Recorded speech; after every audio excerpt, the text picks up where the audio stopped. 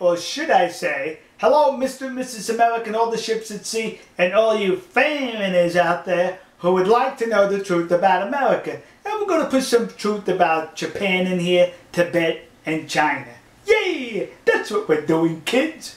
Anyway, recently I was in Washington DC, capital of these here United States of America, to meet a Japanese friend of mine.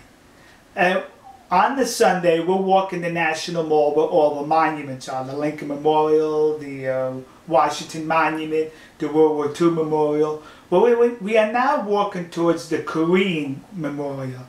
And as we're walking there, on a park bench, happened to be a number of Tibetan monks, Buddhist monks. That's because on that weekend, the Dalai Lama was in Washington. And sitting amongst these Tibetan monks was one of you Caucasians. He was sitting there and taking a photograph with them, and there was another Tibetan monk taking the photograph. So I walked up to the one taking the photograph and I says to him, when you finish, you can get in the picture and I'll take a picture for all of you. And he spoke very good English.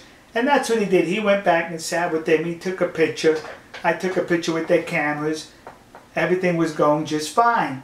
And the Japanese gentleman was with me. Well, after we finished taking the pictures, I didn't want to assume they were from Tibet because they were dressed as Buddhist monks. So I asked him, where are you from? And he says, well, we're from Tibet. So I asked him, is it the truth what we hear about the repression of your culture and language in Tibet by the communist authorities? Well, he looked at me, and then he looked at my Japanese friend who had very short hair. And he probably thought he was a Chinese undercover agent or agent. He looked at my Japanese friend, and he says to me, I'm sorry, I don't speak English. They all got up and left out of there. It was amusing at first, but then it became very sad. As I said to my Japanese friend, isn't that pathetic? I says to him, you as a Japanese citizen can travel anywhere throughout the world, as well as me as an American citizen, and we can criticize our governments and have no fear upon return.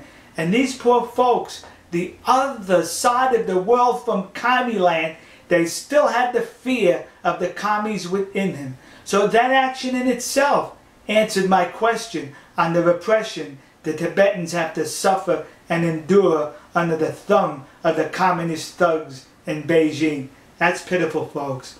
It spoke volumes, his silence. It's disgusting that some people have to live under such oppression. Alright, we'll see you. God bless you. God bless America. And God bless those poor people in Tibet. And God bless the nation you happen to be in. See you, folks.